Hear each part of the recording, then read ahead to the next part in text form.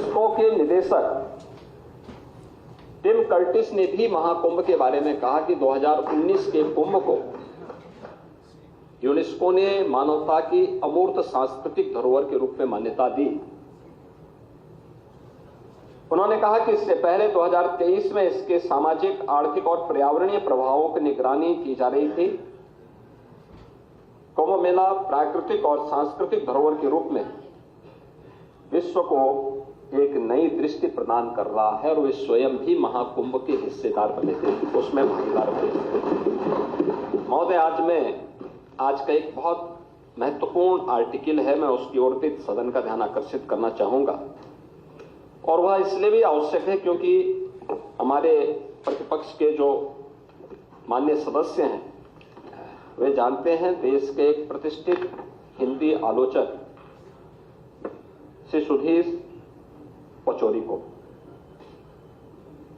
ये हमारे संघ विचारधारा के नहीं है, भारतीय जनता पार्टी से भी उनका कोई संबंध नहीं है। वे हमारी विचारधारा या अन्य इस प्रकार के मुद्दों की अक्सर आलोचना और आलोचनात्मक कार्यों के लिए ही वो जाने जाते हैं। महाकुंभ के बारे में उन्होंने लिखा कि समाज अपने अनुभवों में जीता है। उन्होंने बहुत सारी चीजें इसमें लिखी हैं। उन्होंने लिखा है कि 45 दिन लंबे अनुभव में हर रोज 1 से 1.5 करोड़ की संख्या में आती संगम में सहज अनुशासित भाव से आस्था की डुबकी लगाती और उतनी शांति से वापस जाती भीड़ ने अपने सद्व्यवहार से दुनिया के मीडिया को आकर्षित और अभिभूत किया। लेकिन ये भारतीय सनातन धर्म के अनुशासन को और उसकी आस्था को अभिव्यक्त किए जा रहे हैं विचार। उन्होंने ये भी लिखा है कि ऐसी उदारता, सहजता, सहनशीलता, विनम्रता और शालीनता गहरा आदर भाव पैदा करती है। यानी भारत के प्रति और सनातन धर्म के प्रति हर व्यक्ति के मन में या जो भाव है, आपने देखा होगा 66 करोड़ 30 लाख से अधिक श्रद्धालु आते हैं और इन 45 दिनों में प्रयागराज हो, उत्तर प्रदेश हो, कहीं भी कोई लूट की घटना नहीं, कोई अपहरण की घटना नहीं, कोई दुष्कर्म बलात्कार की घटना नहीं, कोई भी छेड़छाड़ नहीं, कोई भी ऐसी घटना नहीं जिसके बारे में कोई अपने आप को शर्मिंदा महसूस करे। यह सामाजिक अनुशासन नहीं तो क्या है? एकात्मता का इससे अच्छा उदाहरण।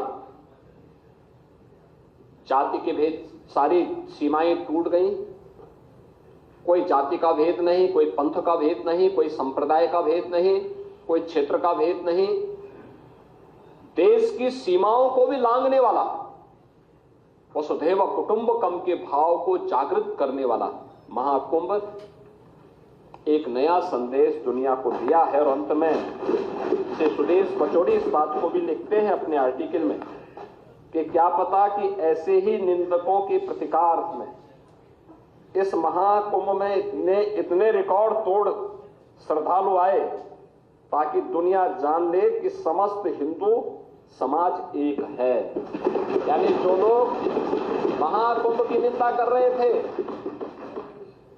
उनके बारे में वो कहते हैं कि जो लोग कभी पॉल्यूशन को लेकर के, कभी व्यवस्था को लेकर के, कभी किसी अन्य झूठी खबर को लेकर के तमाम प्रकार से इस महाकुंभ के आयोजन को किसी न किसी प्रकार से हतोत्साहित करना चाहते थे, लेकिन उन सब निंदकों को मुंहतोड़ जवाब देने के लिए जनता जनार्दन प्रतिकार के रूप में भी वहां पर उपस्थित होती हुई दिखाई दी। उन्होंने कहा कि नहीं, हम सब एक हैं ताकि दुनिया जान ले कि समस्त हिंदू समाज एक है। यही नहीं, महाकुंभ ने एक नया हिंदू विमर्श भी पैदा किया है कि हे पश्चिमी आधुनिकता, जिसे तूने दूषित किया,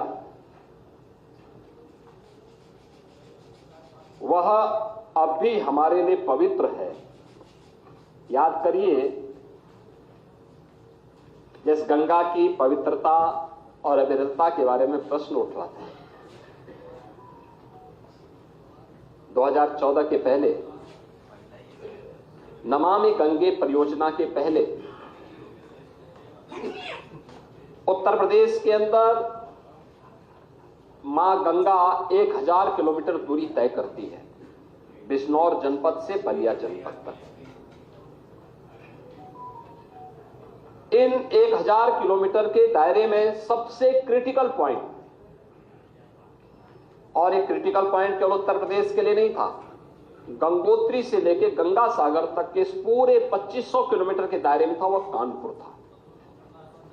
कानपुर में 125 वर्षों से सीसाओं में 4 करोड़ लीटर सीवर प्रतिदिन गंगा जी में उड़ेला जाता था। हम आभारी हैं प्रधानमंत्री मोदी जी के, जिन्होंने नमामि गंगे परियोजना के माध्यम से इस योजना को प्रभावी ढंग से लागू करने के लिए हमें पर्याप्त धनराशि उपलब्ध करवाई। यद्यपि पैसा 2015 में भी उन्होंने उपलब्ध कराई, लेकिन समाजवादी पार्टी की तत्कालीन सरकार ने उसको लागू करने के लिए कोई कदम नहीं उठाए। ये जो प्रदूषण की बात करते थे ना, ये वही लोग हैं जो अपने समय में कुछ कर नहीं पाए, और हमें अवसर मिला तो डबल इंजन की सरकार ने सीसामऊ के सीवर पॉइंट को सेल्फी पॉइंट बनाने का काम किया। एक भी बूंद सीवर आज के दिन पे मां गंगा में, कानपुर में नहीं जाता है। और यही बात उन्होंने कहा कि ये सीवर पॉइंट बनाने का काम किसने किया, सीवर वहां तक गिराने का काम किसने किया था? अंग्रेजों के समय प्रारंभ हुआ था। तो पश्चिम के जो विचारक आज हमें उपदेश देते हैं,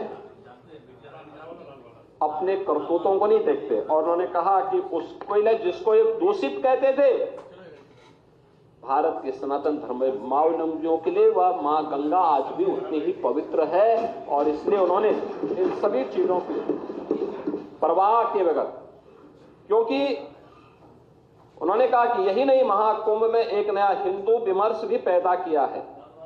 ये पश्चिमी आधुनिकता जिसे तूने दूषित किया, वह भी हमारे लिए पवित्र है, क्योंकि यही हमारी सुरसरी है जो बहते बहते हरेक को पवित्र करती रहती है।